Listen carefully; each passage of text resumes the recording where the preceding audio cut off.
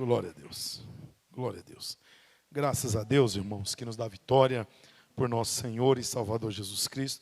Eu saúdo os irmãos com a paz do Senhor. Saúdo os irmãos com a paz do Senhor. Se assente adorando e glorificando o nome do Senhor. Irmãos, eu quero louvar a Deus e eu quero tributar a Ele toda a honra, toda a glória e toda a adoração por mais esta oportunidade que Deus assim nos concede, né? De estarmos reunidos na presença do Senhor. O salmista, ele expressa alegria quando recebe o convite. Eu e você podemos louvar e adorar o nome do Senhor, porque grandes coisas tem feito o Senhor por nós, e é por isso que nós estamos alegres, e eu me sinto feliz e honrado por esta oportunidade. Também me sinto, aleluia, honrado pelo privilégio de retornar a esta casa. Confesso que já estava com saudade de vocês, aleluias. Casa essa, povo esse, que eu digo que foi o Deus que me apresentou, irmãos. Eu aprendi no longo da caminhada que existem pessoas que nós vamos conhecer e outras pessoas é o próprio Deus que vai nos apresentar. E essa igreja Eleitos de Deus foi o próprio Deus que me apresentou, uma igreja que me amou, que me apoiou, uma igreja que tem sido canal de bênção sobre a minha vida, sobre a vida da minha família e do meu ministério. Eu me sinto, aleluia, muito honrado todas as vezes que Deus me dá a oportunidade de servir a Deus com vocês. Louvar a Deus pelo meu pastor, amém, juntamente com os obreiros, amigos, irmãos que aqui estão, aleluia, por esta oportunidade. Nosso irmão, aleluia, que entrou em contato conosco, nosso irmão João, nos dando a oportunidade também, sendo canal para que nós estivéssemos na noite desse dia para adorar o nome do Senhor. Noite de louvor, noite de adoração, aleluia, noite da família, né? Noite das primícias, aleluia. E o Espírito Santo já tem falado de uma maneira especial aos nossos corações na noite desse dia. Eu quero ser breve e sucinto naquilo que Deus propôs ao meu coração e deixar um texto para a meditação dos irmãos. Evangelho de João, glória a Deus, capítulo de número 5, aí sentadinho mesmo, onde vocês estão. É um texto bem conhecido, aleluias, mas eu creio que propício para a data de hoje. Glória a Deus. Vai tocando aí, varão, glória a Deus. Meu Deus, é forte. Se ficar aí, eles não dormem não, amém? Glória a Deus, é 15 minutinhos, irmãos, não durma não, glória a Deus. Aleluia. Evangelho de Jesus, segundo escreveu o evangelista João, seu capítulo é o capítulo de número 6. Glória a Deus. Aleluias. Capítulo de número 6. Diz a palavra: depois partiu dali para o outro lado do mar da Galileia, de Tiberíades, ia uma grande multidão o seguindo. Via os sinais que operava sobre os enfermos. Jesus subiu ao monte, assentou-se ali com seus discípulos, e a Páscoa, a festa dos judeus, já estava próxima. Então Jesus, levantando os olhos e vendo uma grande multidão que via ter com ele, disse a Felipe: onde compraremos pão para que esses comam? Mas só dizia isso para o experimentar, porque sabia o que havia de fazer. E Felipe, respondendo, disse: 200 dinheiros não serão suficientes para que cada um deles coma um pedaço de pão. Então um dos seus discípulos, André, irmão de Pedro, disse-lhe: eis aqui um jovem que tem 5 pães de cevada e 2 peixes. Mas o que é isso para tantos? E Jesus disse: mandai assentar os homens. E havia muita grama naquele lugar. Ali assentaram-se os homens, num número de quase 5.000. Jesus, tomando o pão e havendo dado graça, o repartiu pelos discípulos, e os discípulos pelos que estavam assentados, e igualmente os peixes, o quanto eles queriam. E estavam saciados, e disse aos seus discípulos: recolhei os que sobraram, para que nada se perca. E assim fizeram, e encheram 12 cestos, aleluias, e encheram 12 cestos. Você pode adorar a Deus e pode glorificar a Deus por esta palavra. Aleluias. Antes de eu iniciar esta palavra, quero direcionar também uma palavra ao nosso pastor. Amém? Glória a Deus. Estava sentado ali, o Espírito Santo me fez menção a um texto. E eu preciso ministrar esse texto ao teu coração. Aleluias. No Antigo Testamento, havia um homem que eu digo que, Deus abençoe, filho, era uma das grandes referências levantada por Deus para fazer uma obra. E o nome desse homem era Elias. A gente não se vê muito falar dele, né? Não se conhece muito a história de Elias, porque o particular que Elias tinha era com Deus. Eu digo que Elias, ele tinha tanta intimidade com Deus, que ele falava na terra e os céus se movimentavam ao seu favor. Aleluias. Repare que no capítulo de número 18, o Elias é aquele que faz o céu se abrir. Repare que o Elias do capítulo de número 18, o Elias é aquele que tem a oração atendida. Repare que o Elias do capítulo 18 é o Elias que teve o privilégio e a oportunidade de ver Deus cair, fazer o fogo cair do céu. Mas parece que em fração de segundo, do capítulo 18 para o capítulo de número 19, meu pastor, aleluias, a circunstância muda, porque é assim na vida daquele que é chamado. Aleluias. Nem sempre vai ser monte, nem sempre vai ser céu aberto, nem sempre vai ser cair de fogo, mas isso não significa que Deus não é contigo, Elias. Eita. E no capítulo de número 19, aleluias, Elias, ele recebe não uma visita de alguém. Elias, ele recebe simplesmente um bilhete. E nesse bilhete tem uma ameaça. E essa ameaça afligiu o coração de Elias. Aleluia, eu estou doidinho para começar a pregar, mas o Senhor falou, você não pode começar a ministrar antes de liberar essa palavra, porque quem conhece o coração dele sou eu. Alabaraio, elemanchore vargasel. Elias, ele recebeu um bilhete, e esse bilhete impulsionou Elias a desanimar, a parar, a caminhar para um deserto, um lugar de escassez. Aleluia, mas o texto vai dizer que Deus se apresenta para o Elias no deserto. Deus está dizendo, ei Elias, eu sou o mesmo Deus que acabei de apresentar para você no monte, mas você entenda que eu também sou um Deus que me apresento para você no deserto que você tiver que enfrentar. E Deus se apresenta para Elias, pastor Will, aleluias, numa teofania ali naquele pé de zimbro, aleluia, o cuidado, o amor de Deus pela vida do Elias e pela tua vida aqui nessa noite chega a ser constrangedor, porque o texto diz que Deus traz pão e água para ele, desperta ele e fala, come e bebe, porque muito comprido é o teu caminho. Aleluias. O recado, o deserto, as circunstâncias tinha batido tanto ele que ele chega até se alimentar. Ele chega até a aproveitar daquilo que o Senhor trouxe para a vida dele, mas o texto diz que ele torna a deitar. Aleluia. E quando ele torna a deitar, quando ele está desistindo de tudo, de todos, o Senhor toca nele pela segunda vez. E aí eu falei, Deus, o que é isso? Aleluia. Pela segunda vez Deus está te dizendo, eu não abro mão da tua chamada. Elemando ibria forquiderância. Eu não abro mão da tua chamada. Deus tocou pela segunda vez e diz, ei rapaz, eu não te chamei para o deserto, eu te chamei para uma boa obra, eu te chamei para ser profeta, eu te chamei para estar na frente, e aquilo que eu comecei na tua vida, é na tua vida que eu vou realizar. Então vamos lá, levanta, come e bebe, porque muito comprido é o teu caminho. Aleluias. Meu pastor, a Bíblia diz que ele é impulsionado pela segunda vez. Deus dizendo para Elias, eu não abro mão de você. Eita, aleluias.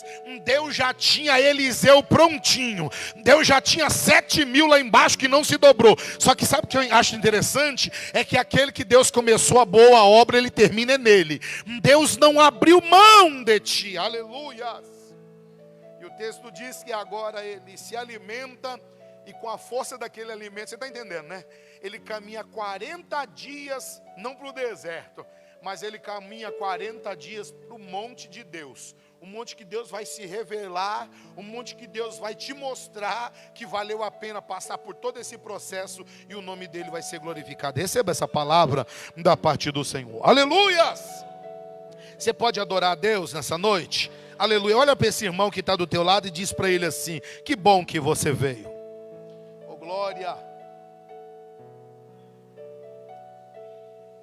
Irmãos, esse texto que nós lemos é um texto muito conhecido, é um texto muito ministrado da parte do Senhor, onde a Bíblia Sagrada vai dizer que a pessoa bendita de Jesus está enfrentando, eu digo, uma das fases, talvez mais ruim do seu ministério, porque a Bíblia Sagrada dentro dos evangelhos vai relatar que Jesus, 100% Deus, mas também 100% homem, ele não estava imune de passar por dificuldades, por dores, por aflições. E aqui eu acho que já desce a primeira revelação, conforto e consolações aos nossos corações. Porque Jesus, ele se desprendeu da sua glória, tomou a forma humana com uma razão: nos conceder a salvação e a vida eterna. A outra razão, aleluias, a qual ele veio é passar, sentir o que eu e você passamos e sentimos. Aleluia. Então, se isso servir de conforto e de consolo espiritual para a tua alma, já recebe aí. Deus te trouxe aqui na noite desse dia para te dizer: tudo que você passa e enfrenta, eu sei.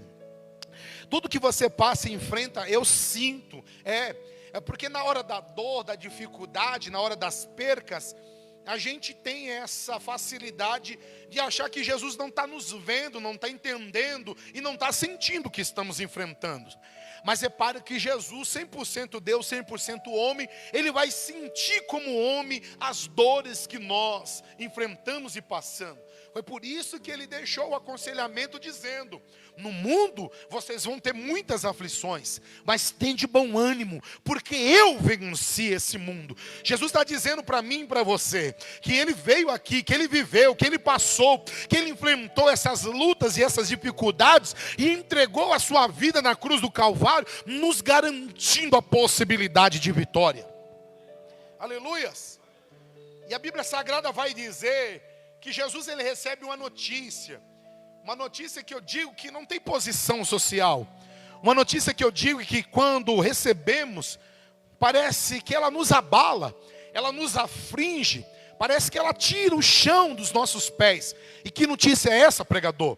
É a notícia de quando perdemos alguém que amamos, perdemos alguém que estimamos, perdemos alguém que faz parte do nosso quadro sanguíneo. E a Bíblia Sagrada diz que Jesus, irmãos, ele recebe essa notícia. A notícia, ela dói demais. Eu digo que não existe posição eclesiástica, não existe estatura e estrutura quando recebemos essa notícia. Talvez nessa noite eu estou pregando para alguém que perdeu alguém. E como dói, irmãos, você receber a notícia. Como dói o seu aparelho, o telefone tocar e alguém do outro lado da linha dizer: sabe aquela pessoa que você ama? Sabe aquela pessoa que você admira? Sabe aquela pessoa que faz parte da sua família? Ela acabou de falecer. Irmão, parece que arranca um pedaço de dentro de nós. É muito difícil quando recebemos essa notícia. E a Bíblia Sagrada diz que agora João Batista morre.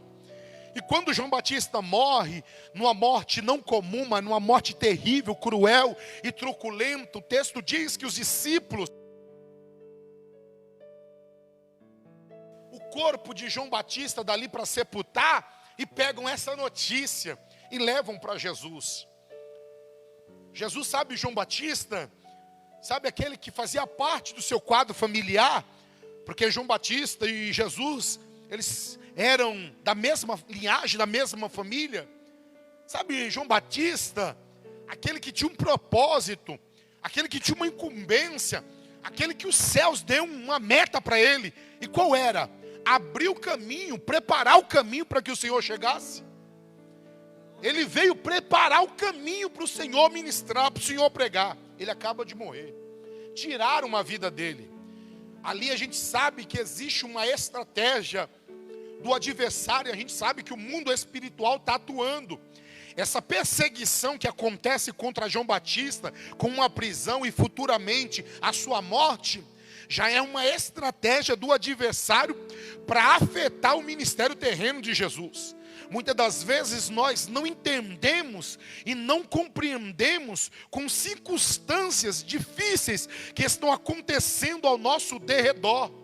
Nada mais é o adversário se movimentando para tentar afetar aquilo que o Senhor tem na nossa vida amanhã.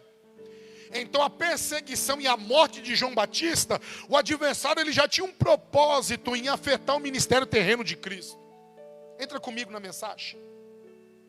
João Batista só é o profeta. João Batista só é aquele que é responsável de preparar o caminho para o Cristo. Sim ou não? Só que agora João Batista é perseguido. Só que agora João Batista é morto, é decapitado, irmãos.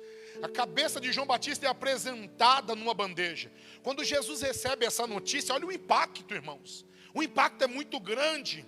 Por quê? Porque Jesus o amava. Porque ele era um profeta. Porque ele fazia parte do seu quadro de familiares. Mas além disso, o espiritual está envolvido. Jesus, quando recebe essa notícia, Jesus já começa a predizer.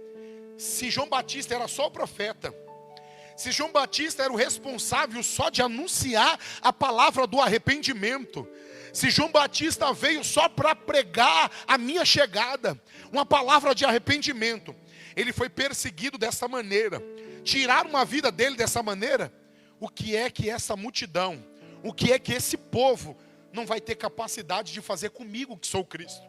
Olha a expectativa que está entrando dentro de Jesus. E o texto vai dizer que quando Jesus ele recebe essa notícia, ele decide se retirar para um local deserto. E não é assim comigo e com você? Porque eu digo que existe situação que nós enfrentamos, em especial uma como essa, a perca, né? Parece que nós como seres humanos, e eu vou falar, nós como os cristãos, não estamos muito, aleluia, preparados para perder. Parece que a gente coloca no automático e só quer ganhar. Só quer alcançar, só quer avançar. Mas a caminhada e a jornada cristã não é assim. Foi Cristo que nos deixou esse exemplo. Que na vida, que na caminhada nós perdemos. E o texto vai dizer que Jesus, quando recebe essa notícia, ele decide se retirar dali, para ir para um local deserto. Porque parece que no momento dessa dor, a palavra não preenche. Parece que no momento que estamos enfrentando a dificuldade, a oração parece que ela não faz efeito. O abraço parece que ele não funciona. E tudo que queremos é se isolar. Jesus, irmãos, uma estratégia espiritual aqui está acontecendo. Mas Jesus, quando recebe aquela notícia, ele é impulsionado. Olha, foi a mensagem que Deus mandou direcionar para o pastor. O Elias, quando ele recebe, ele foi impulsionado a ir para o deserto. Jesus está indo para o deserto. Jesus está dizendo, eu vou me isolar agora. Jesus está dizendo, eu não estou disposto mais a pregar. Eu não estou disposto mais a exercer a minha chamada, a minha vocação, o meu ministério. Aquilo que os céus, aquilo que Deus constituiu para que eu realizasse. Porque a dor é muito grande. E essa dor não está permitindo eu avançar. Então eu vou me isolar. Aleluias. Mas repare que isso é uma estratégia do adversário, muitas das vezes contra as nossas vidas. Porque Deus não te criou, Deus não te chamou, Deus não te levantou, Deus não te capacitou, Deus não entregou esse dom e esse talento sobre a tua vida para você estar isolado. Isso é uma estratégia do adversário. Repare que desde o princípio Deus criou o ser humano para ter relacionamento. Oh meu Deus! Desde que Deus criou os céus e a terra, Deus plantou o jardim, o Éden, desde que Deus criou o paraíso, fez o homem à imagem e semelhança, colocou lá, deu poder, domínio e governo para ele. Repare que Deus não deixou ele só. Todas as tardes, o próprio Deus, minha irmã, descia para ter o que? Relacionamento. O que é que Deus está dizendo? Eu não criei a minha imagem e semelhança para estar isolada. Eu não criei, eita meu Deus, você está no lugar certo, casa de Deus, casa de oração, casa do pão. Você está no lugar da relação. Você está no lugar que você ouve, que você fala, que você sente Ele. Mas uma das estratégias em meio às dores e às dificuldades é nos jogar no isolamento. E Jesus, aleluia, está sendo impulsionado, irmãos. Eu estou falando de Jesus, quanto mais eu e você. Jesus está sendo impulsionado a abandonar sua chamada, a abandonar o seu ministério, aquilo que ele foi chamado para exercer, para ir para um deserto. E o deserto, ele queria ficar só, aleluias. No deserto ele queria sofrer o seu luto, a sua dor, a sua perca. Só que o texto vai dizer que Jesus ele para. É muito bom a gente observar a jornada de Jesus e os ensinamentos dele para a nossa vida. Porque ele nos ensina, aleluia, a prosseguir. Ele nos ensina a se manter de pé. Ele nos ensina a perseverar. Ele nos ensina a confiar. Ele nos ensina a exercer a chamada a qual ele nos confiou. Ele nos ensina. Jesus ele para, e quando ele para, ele vê que tem uma multidão o seguindo. O pregador, que multidão é essa que está seguindo Jesus? É a multidão que queria abraçar Jesus? O pregador, que multidão é essa que está seguindo Jesus? É a multidão que queria transmitir sentimentos a Jesus? Não, não é essa a multidão. A multidão que está seguindo Jesus aqui no texto é a mesma multidão que está te seguindo. É que muitas das vezes você olha para um lado e para o outro e nem percebe. Mas eu vou falar. Eu acho que foi o escritor aos Hebreus que disse que você é vigiado por uma multidão de testemunha. Existe uma multidão de testemunha te observando, você sabia? Tem gente que não aposta, que não acredita, que até zomba de você. Tem gente que até persegue, mas olha para você, ele é uma referência para mim. Ela é uma referência para mim. Eu vou falar. Tem alguém que só está de pé porque você está de joelho. Tem alguém que não desceu à sepultura por causa da tua oração. Você ainda é uma referência para alguém. Existe alguém do outro lado que depende de você para que o milagre aconteça, para que a salvação chegue. Ai meu Deus, para que a transformação venha. Só que as dificuldades da vida querem nos fazer se isolar. As dificuldades da vida querem nos fazer parar. As dificuldades da vida querem nos fazer, aleluia, entregar aquilo que o Senhor nos confiou. E o texto diz que Jesus para. E quando ele para, ele vê essa multidão. E era a multidão de necessitados. Era a multidão que precisava de uma palavra. Era a multidão que precisava de um abraço. Era a multidão que precisava de cura. Era a multidão que precisava do alimento físico. Era esta multidão. Só que a dor é muito grande. Aleluias. E essa dor está mandando Jesus se isolar. Essa dor está querendo colocar Jesus numa área de isolamento. Essa dor. Foi o que aconteceu com o profeta Elias. Quando ele recebe o bilhete. A partir de hoje, eu não sou melhor do que os meus pais. Eu não posso passar por isso. Eu vou me isolar, eu vou para o deserto. A dor, ela faz isso. Só que repare, irmãos, que quando Jesus ele vê essa multidão, entra um sentimento no coração de Jesus, pastor. E eu digo todas as vezes nas minhas mensagens, que quando eu observo a jornada de Jesus, o mais de 35 milagres registrados nos evangelhos que Jesus operou, se tinha, aleluia, algumas razões para que os milagres aconteçam, uma era que o nome do Pai fosse glorificado. Jesus ele não realiza milagre para o nome do Pai não ser glorificado. Muitas das vezes a gente não entendemos, não compreendemos. Deus, por que é que o milagre ainda não aconteceu? Porque não é chegada a hora do Pai ser glorificado. No momento exato que o Pai for glorificado, o milagre vai acontecer. Agora, se tinha outra razão que impulsionava Jesus a fazer o milagre, era a íntima compaixão. O pregador, e o que é a íntima compaixão? A íntima compaixão aí no Google, aí no dicionário, ela é considerada como uma palavra chamada empatia. Uma palavra bonita até de pronunciar. Mas a íntima compaixão que Jesus está deixando aqui é se colocar no teu lugar. Essa é a íntima compaixão. Que nós como cristãos precisamos exercer e viver elas. Porque eu digo, se no ministério de Jesus, um dos sentimentos que ele mais utilizou foi a íntima compaixão, ele queria ensinar algo para nós. Ele queria deixar algo de exemplo para nós. Então Jesus agora está impulsionado de íntima compaixão. E essa íntima compaixão faz Jesus parar. Jesus está indo para o deserto, mas a íntima compaixão fala mais. A dor é muito grande, mas a íntima compaixão é maior do que a dor. Isso é a íntima compaixão. A íntima compaixão é você entrar num culto como esse, e só Deus sabe como você chegou e veio. Só Deus conhece o teu coração. Mas a íntima compaixão é você dizer: Senhor, eu não posso...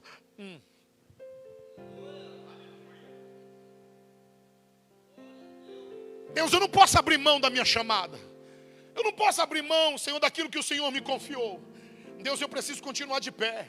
Eu preciso continuar orando, eu preciso continuar louvando, eu preciso continuar adorando, eu preciso continuar cultuando, eu preciso continuar pregando. Essa é a íntima compaixão. É você precisar, mas você se colocar no lugar de alguém. Essa dor que eu estou sentindo, tem alguém do meu lado que pode estar sentindo uma igual ou até uma maior. Mas a íntima compaixão, ela gera isso. Você, em fração de segundo, esquece daquilo que você está enfrentando e passando e se coloca no lugar. Foi o que Jesus fez, irmãos. E o texto vai dizer que Jesus, ele para. E quando ele para, ele faz aquilo que ele faz de melhor. O que é? Anunciar a palavra. Pregar a palavra, ensinar a palavra. Porque o efeito está na palavra de Jesus. E eu quero louvar a Deus, aleluia, para você que veio aqui no primeiro dia dessa semana receber a palavra. Porque é esta palavra que produz o efeito sobre as nossas vidas. É esta palavra que gera fé no seu coração. Ô pregador, e o que é a fé? A fé é o firme fundamento daquilo que você espera. E é a prova, é a certeza, é a convicção daquilo que você ainda não está vendo. Isso é a fé. E essa fé, ela só produz no teu coração quando você recebe a palavra dele. Jesus vai pregar a palavra. E esse culto aqui, eu digo que foi o culto mais demorado de Jesus. Esse culto aqui, ele não durou 1h30, irmãos. Esse culto aqui, irmãos, ele não durou 2 horas. Esse culto de Jesus, ele durou 3 dias. Você tem noção do que é isso? 3 dias.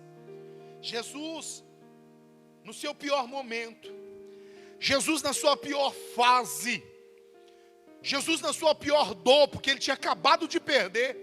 Ele se disponibiliza, ele levanta a mão e diz: eis-me aqui, eu me esvazio da minha dor, eu me esvazio do meu sofrimento, eu me esvazio das minhas aflições, eu me esvazio das minhas dificuldades, e eu me coloco à tua disposição, me usa, Deus.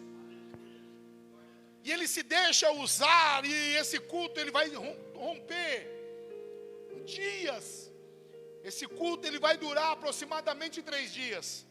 Jesus anunciando, as horas são avançadas, o ambiente não é confortável como esse, o sol é escaldante, o frio também, as horas se avançam e os discípulos se preocupam com aquela multidão, que não era pouca.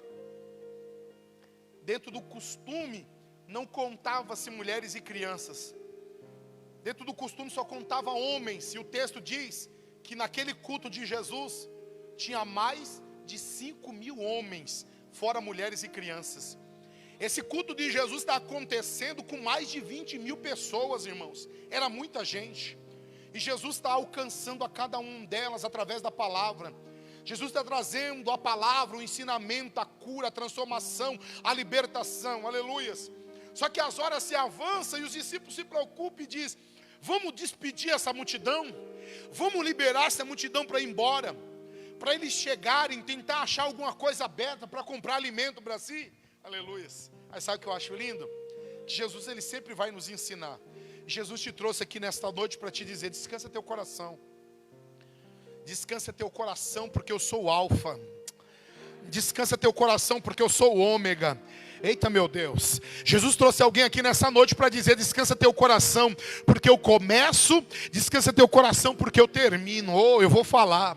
Jesus trouxe alguém aqui para dizer que a obra que ele começou, ele não deixa pela metade.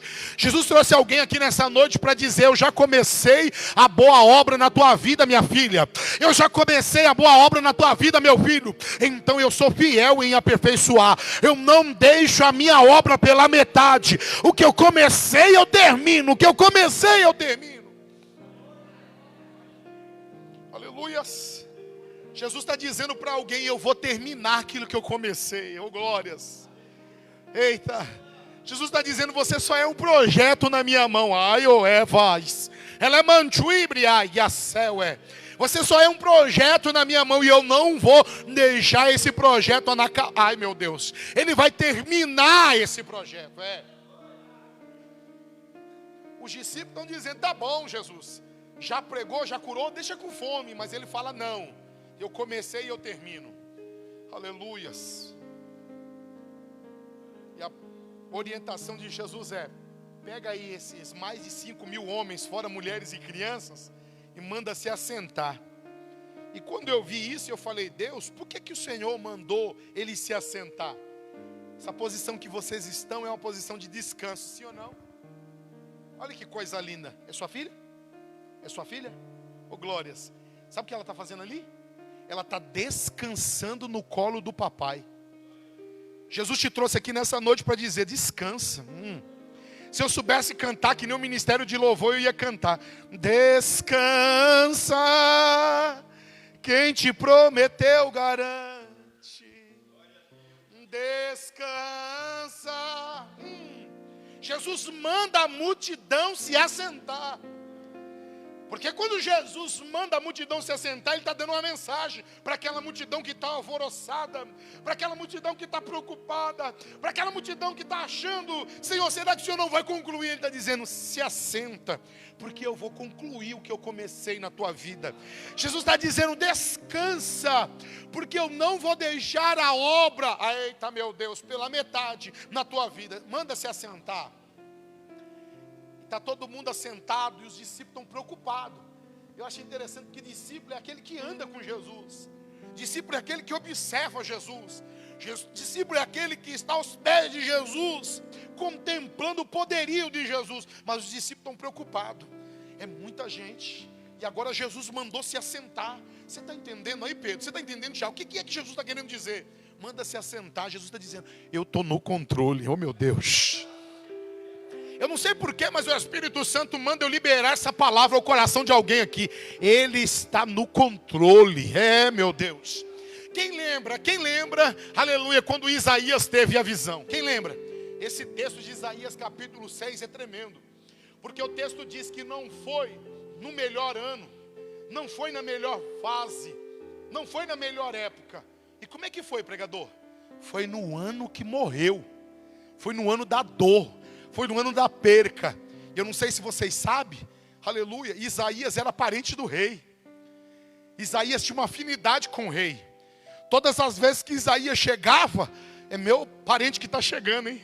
Abre as portas para ele, deixa ele pregar, deixa ele profetizar à vontade. Só que repare que quando o rei morre, aleluias, onde o acesso é limitado, onde a porta do palácio é fechada para ele, sabe o que acontece? Os céus se abrem. Eita meu Deus.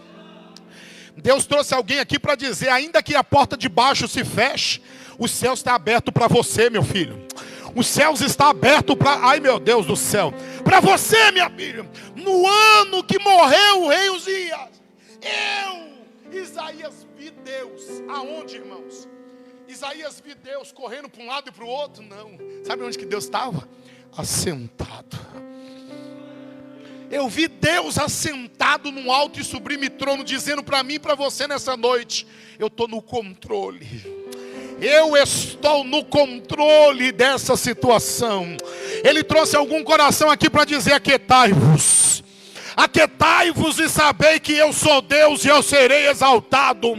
Aquietai-vos o vosso coração e sabei que eu serei exaltado sobre essa situação. Aleluias! Aleluias! Os discípulos não estão entendendo, porque quando olha para suas fragilidades e para suas possibilidades humanas, aleluias, como eu amei essa irmã que veio dar, aleluia, a palavra de dízimos e ofertas. Sabe a palavra dela, glórias. Eu fico na aviação, irmãos. Tudo que Deus vai falando no culto. Porque muitas das vezes a gente acha que Deus, Ele depende de nós. Aleluia. Deus está nos dando a oportunidade, irmãos. Deus está nos dando o privilégio. Isso se chama oportunidade e privilégio. Do quê? De ser usado na sua presença. De ser canal de bênção na sua presença. De ser funil na sua presença, para que outras vidas sejam alcançadas e abençoadas. Mas a gente se preocupa tanto e fala, o meu pouco, a minha situação, a minha dificuldade, a minha possibilidade pequena, ela não vai conseguir alcançar. E foi assim com eles. O que nós temos, eles vão até fazer uma soma aqui, não daria para nem dar um pedaço de pão para cada um, aleluias. Só que eles estão diante de quem, irmãos? Eles estão diante de Jesus. E quem é Jesus? É aquele que te trouxe aqui para te dizer: meu é o querer e meu é o efetuar. Jesus te trouxe aqui para te dizer: meu é o querer e meu é o efetuar. Sabe o que Jesus está dizendo? Ele está dizendo que ele não depende, aleluias, ele não depende das circunstâncias, da situação, ele não depende do muito, do pouco. Ele está dizendo: meu é o querer e meu é o efetuar. Eu estou te dando a oportunidade de ser usado. E se você se deixar ser usado, eu pego o teu pouco e eu faço muito. Eu pego o teu pouco e eu faço muito, aleluias. 5.000 homens, fora mulheres e crianças, sim ou não? 5.000 homens, fora mulheres e crianças, sim ou não? Só um jovem, irmãos. É difícil essa mensagem, porque só um jovem entendeu ela. Só um jovem acompanhou desde o começo a trajetória de Jesus. Tinha mais de 5.000 homens, fora mulheres e crianças, mas um jovem se moveu de íntima compaixão.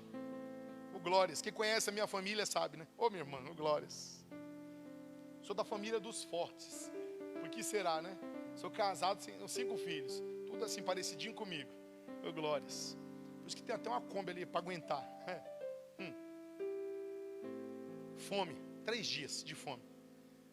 Eu vou falar com propriedade, que eu tenho uns pequenos lá, maior do que eu, que eles acabam de almoçar, sabe? Já fala para mim: pai, posso fazer um lanchinho? Eu falo: meu filho, você acabou de almoçar. Você é de jovem, irmão, você é de adolescente. Aqui não tem não. Um já olhou para o outro e falou: eu sou igualzinho. Ó, você viu? A fome está doendo. A fome está falando muito alto, porque é 3 dias. Só que na hora que ele vai se alimentar, que a fome está doendo, a íntima compaixão fala mais alto. A íntima compaixão fala mais alto. O que é isso, pregador? Ele abriu mão do alimento que era suficiente para ele, sim ou não? O alimento que ia resolver a dificuldade que ele estava enfrentando, sim ou não? E a íntima compaixão falou mais alto. Eita, meu Deus. Ele deixou-se usar. Ele falou: eu estou tendo uma oportunidade de ser usado, então eu vou deixar. Todas as vezes que você vem num culto como esse de primícia, isso aqui é você deixar se usar, sabia disso? Eu vou deixar me usar, porque Deus está me dando uma oportunidade de fazer um plantio, e eu tenho certeza que a colheita virá a partir dele. Ele pega o pouco, que não é muito, 5 pães e 2 peixes, não é muito. É muito ou pouco isso? É pouco demais. É 5 pães e 2 peixes, mas ele pega o pouco que ele tem e coloca na mão daquele que pode fazer muito. Tem uma palavra de Deus para a tua vida nessa noite. O altar não tira, irmãos, o altar devolve. O altar de Deus, ele não tira, o altar devolve. Tira essa ideia da sua cabeça que o altar está tirando de você, porque o altar nunca vai tirar nada de você. O altar sempre vai te devolver. Eita! Deus não deve nada para ninguém. A única coisa que está acontecendo é o poder da semeadura. E nós não entendemos, muitas das vezes estamos vivendo uma fase que não é a fase da colheita, é a fase do plantio. E essa fase do plantio, ela precisa ser analisada e observada com muito cuidado. Porque foi o próprio Jesus que ensinou que existem sementes que dão 30, existem sementes que dão 60, e existem sementes que produzem 100 por 1. Olha isso. Então, se hoje Ele te trouxe aqui nesse culto de primícia e está te dizendo planta, Ele está dizendo descansa teu coração, que você está plantando no lugar certo. Você está plantando no lugar certo. Para você a semente é pequena, para você a semente é insignificante, para você a semente não vai alcançar, mas na minha mão, porque 5 pão e 2 peixes era suficiente para matar a necessidade física dele, sim ou não? 5 pão e 2 peixes, talvez ele conseguisse compartilhar com 2 ou até com 3. Mas a massa, a multidão ia ficar sem ser alcançada. Aí sabe o que ele faz? Ele pega o pouco, é o que você veio aqui nessa noite fazer. Eu não sei se é uma adoração, eu não sei se é uma gratidão, eu não sei se é um louvor, eu não sei o que é que você trouxe, mas é o pouco. Aleluia. Ele pegou o pouco e trouxe. Falou: Senhor, está aqui, não é muito não. Mas através desse meu pouco, alcança, Senhor, quem o Senhor tem que alcançar, oh meu Deus. Através do meu pouco, alcança quem é que o Senhor tem que alcançar. Aí sabe o que eu acho lindo? É que Jesus sempre nos ensina, né? Jesus, quando pega o pouco dele, não ignora, irmãos. Jesus, quando pega o pouco dele, não rejeita. Jesus, quando pega o pouco dele, levanta para o céu e dá graça. Jesus, quando pega o pouco dele, levanta para o céu e dá graça. Você consegue ser fiel no pouco nessa noite? Aleluias. Tem alguém aqui nessa noite que é fiel no pouco? Tem alguém aqui nessa noite que consegue agradecer no pouco? Que consegue louvar no pouco? Que consegue bendizer no pouco? Então ele está dizendo, então se prepara, meu filho. Vai sendo fiel no pouco mesmo. Porque sobre o muito eu posso te colocar. Vai plantando pouco mesmo, meu filho. Porque eu vou dar o crescimento dessa colheita. Vai sendo fiel no pouco mesmo, meu filho. Porque eu tenho recompensa para a tua vida. Jesus pega o pouco dele, levanta para o céu, agradece e dá para os discípulos. E o texto vai dizer que é distribuído entre os discípulos, e os discípulos saem no meio daquela massa, alimentando a multidão. É muita gente, irmãos. Meu Deus, era muita gente. A fome era tamanha. Mas sabe o que eu acho lindo? Que todos, eita meu Deus, que todos foram alcançados.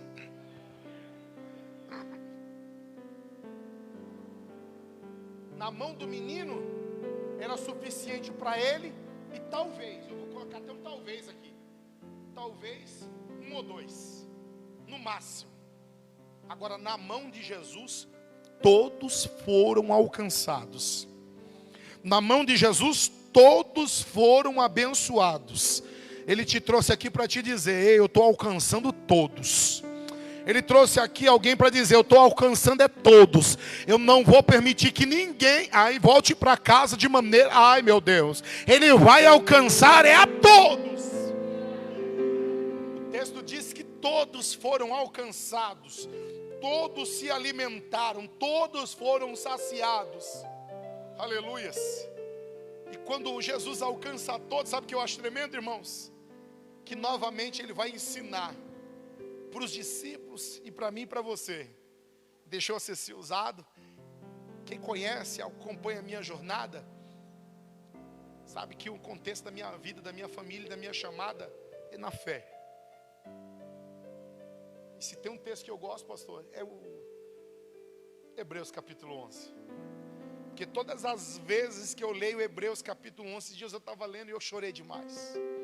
Eu chorei demais quando a palavra relata que por aqui passou, e por aqui ainda está passando homens e mulheres a qual esse mundo não é digno deles. Isso me comove, irmãos.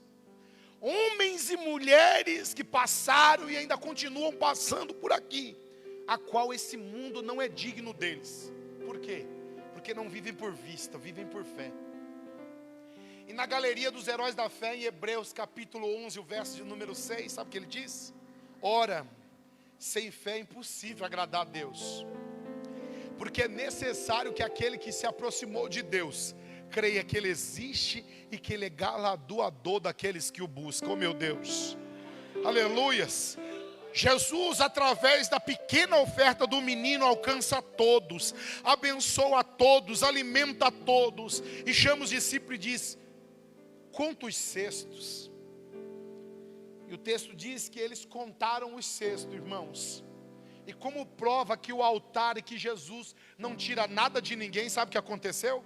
Sobraram 12 cestos cheios. Sobraram 12 cestos cheios. Fica de pé em nome de Jesus. Aleluias. Aleluias. Sobraram 12 cestos cheios. Pastor, eu digo que Salomão, na sua sabedoria, ele deixou um provérbios para cada dia do mês, sim ou não? Quando você olha o livro de provérbios, tem 31. Então tem um provérbio para cada dia. Se você quiser meditar um por dia, é tranquilo. Agora, quando eu olho para Jesus, que é a nossa referência, aleluias, Eu vejo Jesus escrevendo o Sermão da Montanha. O que é o Sermão da Montanha? Um ensinamento para toda a nossa vida. Quando a gente olha o ensinamento de Jesus no Sermão da Montanha, ali tem ensinamento para todas as áreas da nossa vida. Ô irmão, não é só espiritual, não. É para a sua área financeira, para a sua área sentimental, para a sua área familiar, para criar filhos, para tudo, irmãos. Jesus, ele deixa o aconselhamento para uma vida ali no sermão. E no 6 e no 33, aleluia, de Mateus, parece que ele está terminando ali, né? E parece que ele está querendo dar um ensinamento tremendo. Por quê? Porque ele começa a relatar as nossas dificuldades. Não é que Jesus está querendo nos confrontar, mas parece que ele está mostrando as nossas dificuldades. E ele está trazendo para nós a importância que nós temos diante dele. Ao ponto de Jesus começar a fazer algumas comparações. Jesus olha para os discípulos, olha para nós e diz: dá uma olhada aí para as aves do céu. Dá uma olhada aí para o lírio do campo, na sua glória, na sua formosura. Nem Salomão, em toda a sua glória, se vestiu como um deles. Será que vocês, que são meus filhos, não são mais importantes? Por que vocês estão tão preocupados com o dia de amanhã? Com o que vai vestir, com o que vai comer? Por que vocês estão vivendo assim? Jesus está trazendo isso. Ele está trazendo o seu cuidado por mim, por você. Eita, meu Deus. Ele trouxe alguém aqui para dizer: sou eu que cuido de você. Ele te trouxe aqui nessa noite para dizer: sou eu que cuido de você. Eu estou cuidando de você. Aí no 6, lá e no 33, ele diz assim: mas buscai em primeiro lugar o meu reino e a minha justiça. Aleluia. Tem alguém que diz as demais, mas não é as demais, é todas estas coisas. Aleluia. O texto diz assim: mas prioriza em primeiro lugar o meu reino e a minha justiça, e todas estas coisas eu vou acrescentar. Oh glórias. Sabe o que Jesus está dizendo ali? Jesus está dizendo: quando você prioriza o que é prioridade, até o que você já tem, mas você não percebe, porque nós somos assim. Nós temos o suficiente, mas muitas das vezes a ingratidão é tão grande que nós não conseguimos enxergar que Ele tem nos colocado diante do suficiente. E aí a gente quer mais, e mais, e mais. Aí Ele está dizendo: quando você prioriza o que é prioridade, até o que você já tem eu vou acrescentar. Aleluias. E todas estas coisas que você já tem, eu vou acrescentar. Porque não tem como eu acrescentar algo para alguém se ele já não tenha. Então Jesus está dizendo: quando você prioriza... Eita, Ele trouxe alguém aqui para dizer: você que veio priorizar, eu tenho uma acrescentar para a tua vida. Eu tenho uma acrescentar para a tua vida. Você que veio no primeiro dia da semana, nesse culto da família, nesse culto de primícias, aleluia, para priorizar o que é prioridade, Ele está dizendo: eu tenho uma acrescentar para você, meu filho. Eu tenho uma acrescentar para você, minha filha. Alabaravaço errévia, a céu é. Deus, eu quero te louvar, Pai. Deus, eu quero te agradecer uma vez mais por esta oportunidade que o Senhor me concedeu de estar na tua presença, Senhor, e de poder, Senhor, aleluia, ser instrumento de bênção na vida dos teus filhos, de poder, Senhor, transmitir a tua poderosa palavra, Deus, e que a tua palavra na noite desse dia ela possa produzir o efeito sobre cada coração. Que a tua palavra nesse dia ela possa produzir o efeito sobre cada vida, sobre cada família, sobre cada sonho, sobre cada oração, sobre cada projeto. Que o Senhor venha guardar, que o Senhor venha livrar, que o Senhor venha proteger, que o Senhor venha abençoar. Deus, que assim, meu Pai, como o Senhor é infinito no seu amor, na sua bondade e nas suas riquezas, que o Senhor possa abençoar, que o Senhor possa prosperar e que o Senhor possa suprir a necessidade dos teus filhos nesse culto de primícia. Deus, eu não sei o que Ele trouxe, Deus, eu não sei o que ela trouxe, mas eu quero te pedir que os céus venham receber essa pequena oferta, que os céus venham receber esta pequena oferta que o teu filho veio te apresentar, e que através desta oferta, que através dessa semeadura, o Senhor venha trazer uma multiplicação e alcançar aqueles que precisam ser alcançados, e abençoar aqueles que precisam ser abençoados, em alimentar aqueles que precisam ser alimentados. Deus, eu ministro a tua bênção, Eu ministro, Senhor, a tua proteção, a tua blindagem, a tua prosperidade, o teu sucesso, meu Pai querido, a tua bênção na vida dos teus filhos. As palmas são para Ele. Adore ao Senhor, adore ao Senhor.